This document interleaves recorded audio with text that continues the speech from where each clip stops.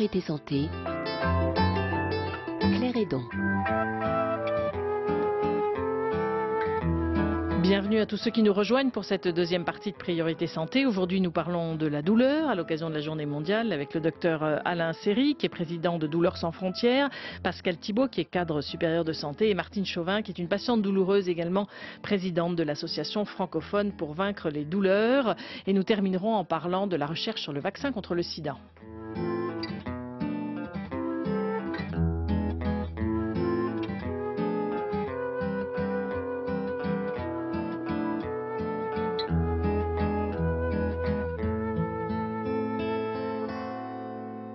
Nous avons maintenant au téléphone le docteur Angelina Dia, qui est médecin à l'hôpital central de Maputo, qui est le CHU, le centre hospitalier universitaire. C'est là qu'une unité douleur a démarré il y a 2 ans. Docteur Angelina Dia, bonjour. Bonjour. Merci beaucoup d'être avec nous en direct dans Priorité Santé. Vous parlez français parce que vous revenez d'avoir passé 1 an en France pour faire un diplôme universitaire justement sur la douleur. Je voudrais d'abord savoir qui sont les malades que vous prenez en charge à Maputo dans cette unité contre la douleur. Bon, ici, nous avons 2 types de douleurs chroniques. La douleur chronique oncologique et la douleur chronique non oncologique. Dans la douleur chronique oncologique, nous avons des patients qui ont des douleurs très importantes en état avancé de cancer. Et dans la douleur non oncologique, nous avons la douleur rhumatologique. Nous avons aussi la douleur lombaire et la sciatalgie. Aussi, la douleur du sida est celle qui est induite par les traitements antirétroviraux, la douleur diabétique, la douleur du zona et les céphalées, surtout la migraine. Et quels sont les traitements dont vous disposez pour soulager toutes ces douleurs? Bon, nous avons ici les traitements médicamenteux et les traitements non médicamenteux. Dans le traitement médicamenteux, nous avons dès les analgésiques faibles comme le paracétamol jusqu'à les analgésiques fortes, des opioïdes comme la morphine. Et aussi les adjuvants qui sont des médicaments qui sont associés pour traiter quelques types de douleurs, qui sont les antidépresseurs et les antiépileptiques. Et dans le traitement non médicamenteux, nous avons la neurostimulation transcutanée, qui sont des électrodes qu'on met dans la peau pour traiter la douleur, et aussi la psychothérapie. Je suis presque surprise parce que vous avez finalement tous les derniers traitements, les traitements de pointe. Pour nous, c'est presque une surprise de savoir que vous avez ça à Maputo. Quelles sont les difficultés que vous rencontrez? Est-ce que c'est le fait, par exemple, que ces traitements sont chers? Est-ce que c'est la disponibilité de ces traitements? C'est quoi pour vous les principales difficultés? Bon, notre problème est le suivant. Pour commander des médicaments, il faut savoir à l'avance ce dont nous aurons besoin. Mais lorsque nous avons de nouvelles formations, nous demandons de nouveaux médicaments. Et c'est justement là qu'il recommence les difficultés de prévision. Il faut impérativement que nous formions les professionnels de santé à la douleur. Là aussi, c'est un vrai problème. Je voulais faire rebondir tout de suite, si vous le voulez bien, Pascal Thibault, qui est cadre supérieur de santé et qui m'a dit au cours de l'émission, il faut absolument qu'on parle de la formation. Effectivement, même en France, c'est aussi le gros problème. Il faut former médecins, infirmières. Oui, il faut former et on pouvait penser peut-être avec les premiers plans de lutte contre la douleur qu'à un moment on arriverait à saturation et en fait on se rend compte qu'il faut former tout le temps et que même quand les gens ont été formés, il faut rappeler, il faut réinsister. Et il y a encore un déficit de formation en France. Il y a encore un gros déficit de formation en France. Docteur Alain Serry, vous atterrissez vraiment ce matin du Mozambique. Vous étiez avec le docteur Angelina Dia pendant tout le week-end.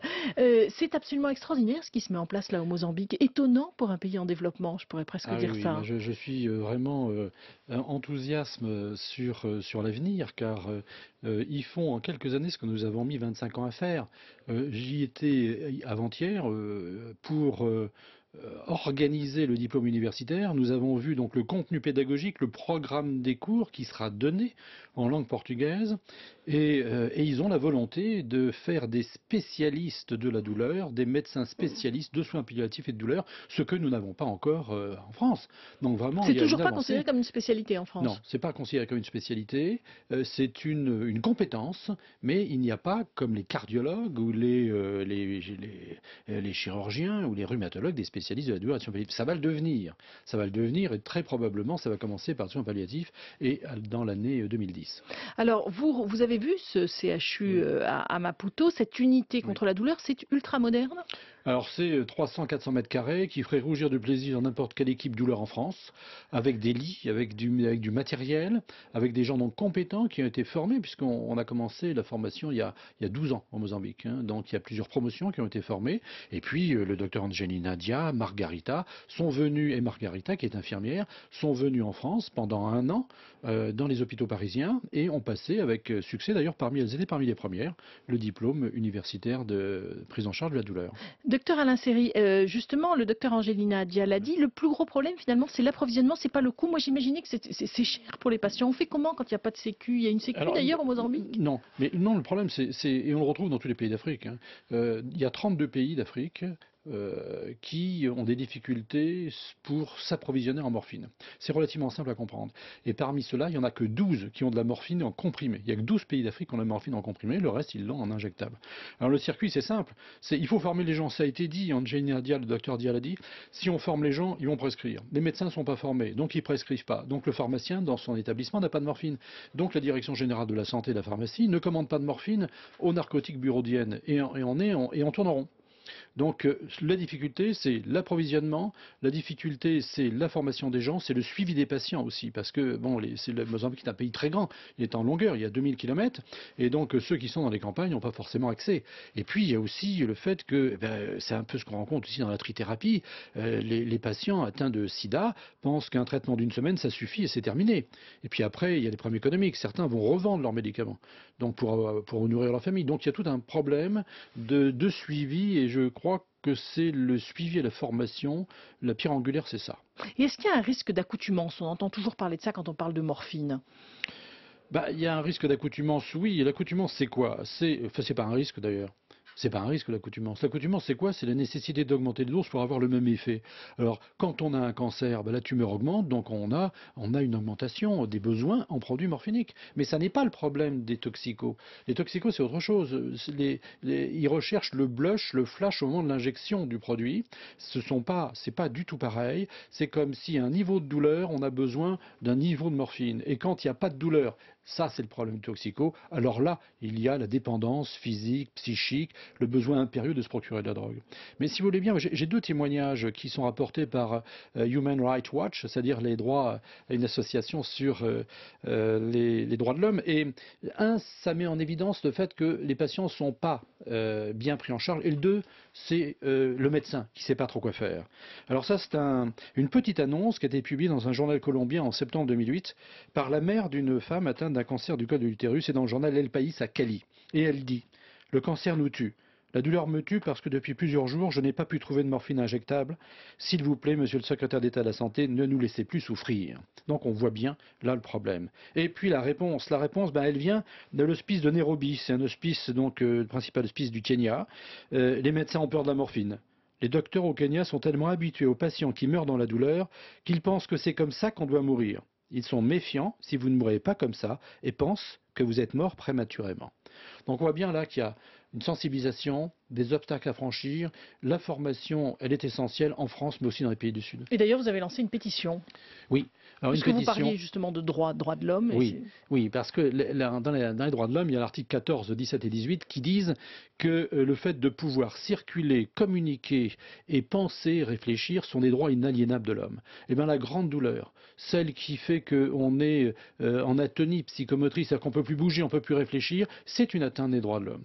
Et donc nous avons lancé cette pétition sur douleur.org, douleur.org, et ceux qui nous écoutent peuvent venir nous soutenir. Il y a une centaine de personnalités françaises, dont Bernard Kouchner bien sûr, les ministres de la Santé, des artistes, des grands médecins, et puis on a besoin de tous. Et quand on aura 15-20 000 signatures, à ce moment-là, la France portera ça à l'Organisation mondiale de la santé et à l'Assemblée générale des Nations unies pour un vote de résolution. Docteur Angelina Dia, merci. Je rappelle que vous êtes médecin à l'hôpital central de Maputo, au CHU, dans une unité de douleur qui a démarré il y a 2 ans.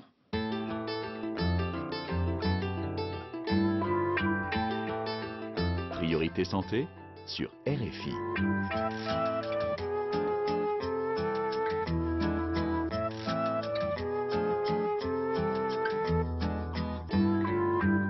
Aujourd'hui, nous parlons donc de la prise en charge de la douleur et nous avons Idriss qui nous appelle de Bamako au Mali. Idriss, bonjour. Bonjour père. Nous vous écoutons. Bonjour père, bonjour docteur, bonjour à toute l'équipe RFI, c'est le Luther, bonjour. Ma question est la suivante. La douleur reste-t-elle une manifestation préalable de décès? Et si oui, comment peut-on abréger cette douleur? Merci. Alors, docteur Alain Séry, est-ce que la douleur est absolument, je dirais, entre guillemets, indispensable avant de mourir? Est-ce qu'elle est toujours liée? Vous l'évoquiez d'ailleurs tout à l'heure. Non, vous savez, mourir dans son lit en s'endormant le soir, ça arrive quand même. C'est pas forcément la mort dans des douleurs insupportables. Par contre, quand c'est le cas dans le cadre du sida, dans le cadre du cancer, dans tous les autres cas, nous avons les moyens, il faut absolument prendre en charge cette douleur. Elle n'a plus rien d'utile. On parlait tout à l'heure de la douleur signale d'alarme qui signe une agression. Celle-là, elle n'a plus rien d'utile et il y a les moyens qui sont des moyens donc simples et il n'y a pas de raison qu'on mette en œuvre ces moyens dans le nord et pas dans le sud. Il faut respecter les coutumes, il faut respecter les religions, il faut respecter aussi la fin de vie. La vie, la mort fait partie de la vie. Et vous avez prouvé avec ce que vous faites au Mozambique et au Cambodge que c'est possible dans les pays en développement de prendre en charge cette douleur. Absolument. Alors que jusqu'à maintenant, on vous disait c'est un luxe. Absolument. Absolument. Pascal Thibault, je voudrais que vous nous parliez un peu de la réaction des patients une fois que leur douleur est prise en charge. Parce que c'est vous qui les voyez, je dirais, changer de tête. Oui, alors moi j'ai plutôt une expérience auprès d'enfants et de leur famille et je pense qu'effectivement ça change complètement le quotidien. C'est vrai qu'aujourd'hui j'ai un peu élargi mon champ d'action, mais quand on a un enfant qui est, comme le disait Alain Séry tout à l'heure, en atonie psychomotrice complète, qui n'a plus aucune relation avec ses proches, avec les infirmières, et puis que tout d'un coup, grâce au traitement, on le voit recommencer à jouer, pouvoir avoir une fin de vie, hein. Il y a aussi des enfants en soins palliatifs, mais pouvoir avoir une fin de vie la plus normale possible, effectivement, ça change tout. Moi j'ai connu des enfants qui partaient en vacances avec leur famille, avec de la morphine, voilà, avec des relais. Mais vous l'avez dit, la morphine ne suffit pas. Tout ce qui est autour, tout ce qui est non médicamenteux est aussi important. Tout ce qui est relaxation, effectivement, ça aide, hypnose, toutes ces choses-là. Alors, vous avez écrit un ouvrage sur ce sujet aux éditions Masson. J'ai coécrit un ouvrage qui s'appelle Les pratiques psychocorporelles avec Isabelle Célestin, parce qu'effectivement, elle, en tant que psychologue et moi en tant qu'infirmière, nous savons que la manière dont nous sommes en relation avec les patients est fondamentale et que ces méthodes vont accompagner, y compris la conviction qu'on va mettre dans les médicaments et dans l'information et l'éducation des familles, dans les temps que les gens vont pouvoir retrouver, comme le disait Mme Chauvin tout à l'heure, les temps de plaisir et d'un corps qui n'est plus douloureux. Martine Chauvin, vous faites aussi appel à toutes ces méthodes pour vous ? Oui, mais j'ai fait appel à ces méthodes sans savoir que c'était ces méthodes, parce que c'est vrai que quand j'étais dans mon lit, en souffrance, quand j'étais vraiment en souffrance, j'avais pas de moyens, je m'imaginais prendre ma douleur et la mettre à côté du lit. Et ça, combien de fois je l'ai fait, et réellement, ça marche. Pendant ce temps-là, c'est vrai que c'est très court, bien entendu, mais pendant ce temps-là, on a moins mal. Vous vouliez dire quelque chose, docteur Alain Séry? Non, pas du tout. J'étais en train d'écouter et je suis tout à fait d'accord avec ce qui vient d'être dit. Martine Chauvin, vous, je l'ai dit, vous êtes présidente de l'association francophone pour vaincre la douleur. Que fait cette association? Vous réunissez des patients, justement? Oui, on réunit les patients. D'abord, on cherche à se faire connaître et ce qu'on souhaite faire, tout d'abord, c'est travailler en étroite collaboration avec donc tous les médecins, avec les sociétés savantes, avec l'État, avec les patients, parce que les patients ont une grande part, un grand rôle à jouer dans la prise en charge de la douleur. Donc tous ensemble, moi je dis qu'il n'y a que comme ça, c'est tous ensemble qu'on arrivera à faire de belles choses.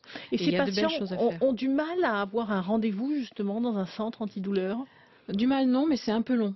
C'est-à-dire, c'est un peu long, c'est combien de temps? C'est-à-dire qu'au mieux, franchement, en province, au mieux c'est 2 mois, et au pire c'est 3 mois, 3 mois et demi. Docteur Alain Séry, c'est un vrai problème. C'est 3 à 4, voire 5 mois. Ça, c'est un réel problème. Parce qu'une consultation de la douleur, ça dure longtemps. C'est-à-dire, la première consultation dure plus d'1 heure.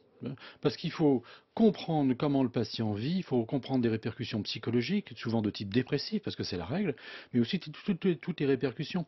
Et puis après, le programme de soins sera personnalisé, il sera individuel, et on fixera des objectifs à atteindre, mais qui ne sont pas forcément ambitieux, mais des objectifs qu'il faudra, et on va tout mettre en œuvre, les moyens qui ont été dits, donc médicamenteux et non médicamenteux, et puis aussi les moyens comme la stimulation externe et interne, tout ce que nous avons à notre disposition, et aucun malade n'est comparable, il n'y a pas une douleur mais des douleurs, et il faudra s'adapter à la douleur de chacun. Et vous avez besoin des associations de patients? C'est essentiel. Comment le patient, c'est le centre.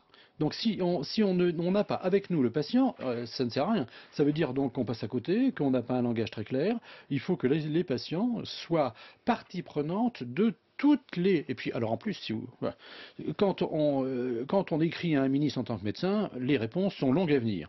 Quand c'est une association de patients, je peux vous dire que c'est dans les 48 heures. Ça marche mieux.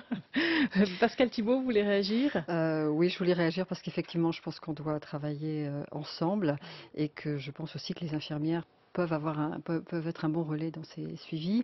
Et c'est vrai qu'au Centre national de ressources de lutte contre la douleur, nous avions de temps en temps des témoignages sur le site, puisqu'il est libre d'accès, avec des gens qui ont quand même du mal encore à avoir accès à ces consultations spécialisées et des médecins qui traînent quelquefois. J'aurais un message dans ce sens-là, c'est que chaque patient qui souffre doit communiquer et doit insister auprès du médecin qui a la souffrance, se faire écouter. Et là c'est la première des choses, c'est vis-à-vis du médecin, après, c'est écouter le patient. Et vous, avec votre association, vous soutenez les patients dans cette démarche, bien sûr, justement. Oui. Docteur Alain Séry, vous avez publié Vaincre la douleur aux éditions Michel Lafon. Je voudrais qu'on fasse un point sur les recherches dans ce domaine. Est-ce qu'on progresse? Alors, on l'a vu avec le matériel qu'utilise Martine, mais est-ce qu'on progresse aussi dans les médicaments, dans les traitements?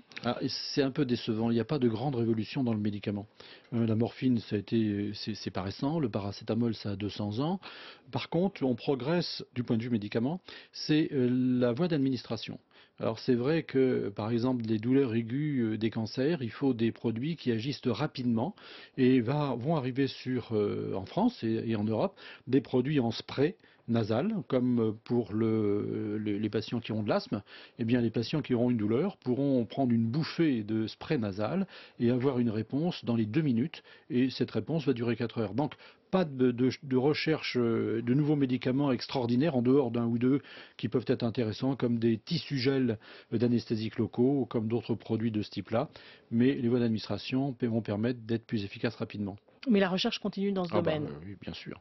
Si vous le voulez bien, on va terminer en parlant de la recherche sur le vaccin contre le sida. Vous l'avez dit, le sida dans les pays en développement est une source de douleur très importante. On l'a bien vu à Maputo, ça fait partie de la prise en charge.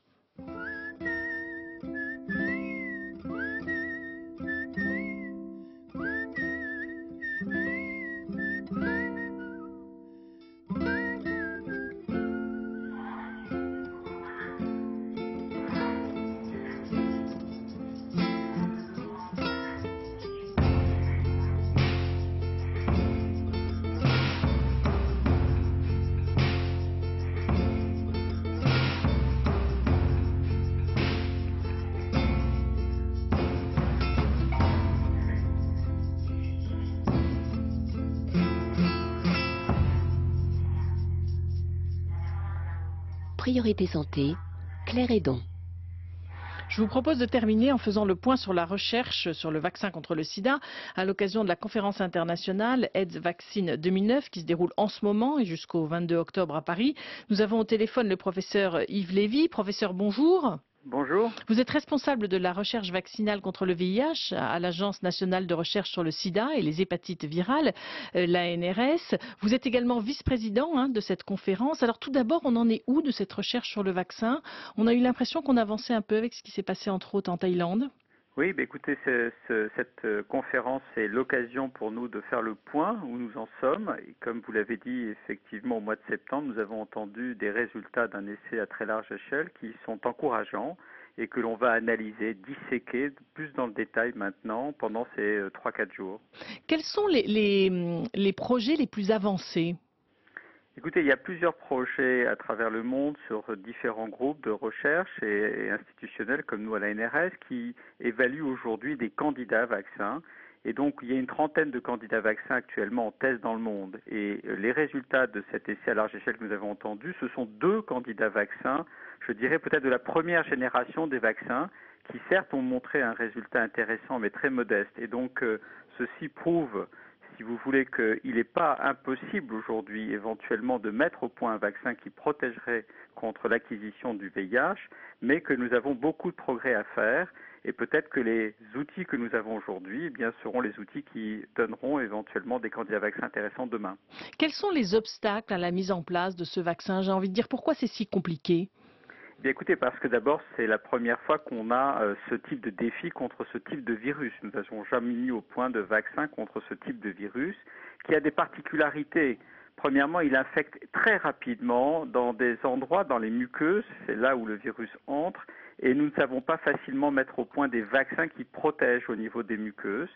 Deuxièmement, en 1 minute ou en 1 heure, ce virus entre dans les cellules et reste enfoui, caché dans les cellules et se dissémine dans l'ensemble de l'organisme. Donc vous voyez qu'il faut, le temps pour agir est extrêmement court. Et puis il y a une grande variabilité de ce virus à travers le monde et même chez les personnes infectées. Donc il y a beaucoup de défis qui sont tout à fait nouveaux pour nous et même si nous travaillons dessus depuis 20 ans, eh bien nous n'avons pas trouvé encore les clés. Êtes-vous confronté à un manque de moyens financiers sur cette recherche sur le vaccin? Écoutez, les moyens sont très importants, mais ne sont pas tout. Il nous faut des pistes scientifiques et des hypothèses importantes à tester.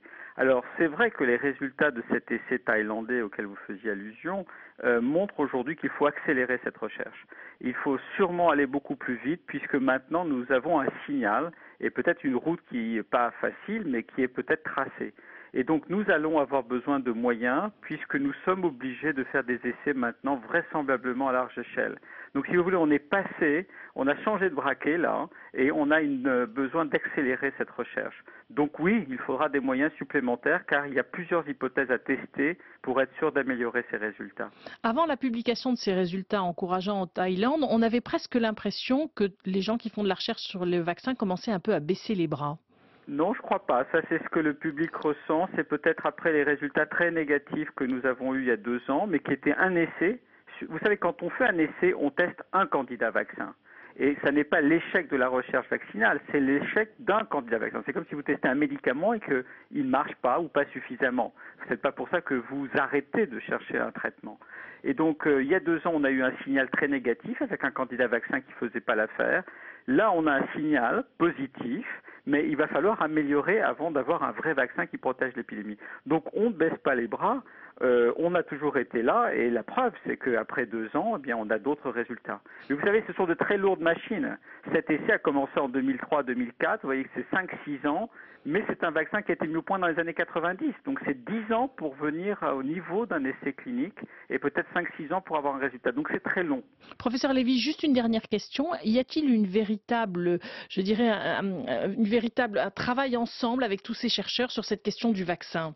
Ah oui, absolument. Et ça, je crois que c'est le progrès des 4-5 dernières années. C'est la mise au point au niveau international d'une alliance des différents acteurs institutionnels, politiques, gouvernementaux, recherche et même la communauté des patients qui travaillent et qui essaient de coordonner leurs recherches au niveau mondial. Donc nous partageons des résultats. Bien sûr, il y a de la compétition et ça c'est excellent pour la recherche, mais nous partageons les résultats et surtout nous essayons de mettre au point un plan commun, un plan global pour essayer, chacun avec ses outils et ses moyens, eh bien, de contrer cette infection. Et c'est ça que vous allez faire justement pendant toute cette conférence Absolument. Internationale qui démarre aujourd'hui. Professeur Yves Lévy, merci. Je rappelle que vous êtes vice-président de cette conférence. Merci beaucoup de nous avoir consacré quelques minutes pour nous parler de cette recherche sur le vaccin alors que vous êtes justement en pleine conférence.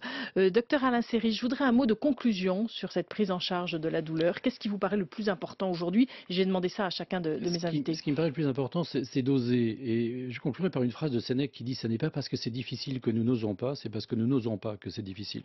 Eh bien, je crois que dans les pays du Sud, il y a plus de douleurs que dans les pays du Nord. Pourquoi? Parce qu'il y a plus de séropositivité, il y a plus de sida. Par contre, il y a autant de lombalgie, de migraine, de douleurs de zona que dans tous les autres pays. Que la douleur, eh bien, c'est une exclusion sociale pour des populations du Sud qui sont déjà en précarité et que c'est pas uniquement la victime qui devient victime, c'est l'entourage qui devient victime. C'est pas médicalement acceptable. Martine Chauvin, pour vous, quelle est l'urgence? Alors, l'urgence pour moi, pour nous, hein, les patients, c'est de reconnaître réellement ce syndrome douloureux chronique comme une maladie, parce que c'est une réelle maladie. Comme le disait le docteur Seri, c'est quelque chose qui détruit une vie, hein, sociale, professionnelle. On est licencié parce qu'on est en invalidité, on peut plus. Et donc ça, c'est reconnaître cette maladie-là comme ce syndrome comme une maladie. Et puis surtout dire aux patients, enfin moi c'est un message, c'est dire aux patients de ne jamais baisser les bras. Aller plus loin, aller plus haut, aller plus fort, et puis on vaincra cette douleur qui vous ennuie. Et c'est ça, on l'a bien vu avec vous. C'est pas parce qu'un premier médecin vous a dit en gros il n'y a rien qu'il ne faut pas persévérer et aller voir celui qui va prendre en charge votre douleur. Voilà. Pascal Thibault, un mot de conclusion. Quelle est pour vous l'urgence? Alors pour moi l'urgence c'est de ne pas oublier la douleur provoquée par les soins, puisque ça a été un sujet sur lequel j'ai beaucoup travaillé, et le rôle en particulier des personnels infirmiers directement pour prévenir cette douleur, puisqu'on dispose aujourd'hui de tous les moyens de le faire, et aussi pour insister auprès des médecins pour ne pas faire des soins douloureux, y compris chez le très jeune enfant, puisqu'on mémorise toutes ces douleurs. Pascal Thibault, Martine Chauvin et Dr Alain Seri, merci. Nous mettrons sur notre site internet rfi.fr dans la rubrique Priorité Santé toutes les coordonnées de vos associations et de vos travaux de recherche. Demain, nous parlerons de la Sécu. Vous savez, ce système d'assurance maladie qui nous permet, nous en France, finalement, de pouvoir avoir accès aux soins. Est-ce que c'est toujours vrai? C'est ce que nous verrons. Vous pouvez dès maintenant nous faire part de vos questions, soit par email à priorité.santé@rfi.fr, soit par téléphone au 33 1 56 40 18 22. Merci à toute l'équipe de Priorité Santé et à demain.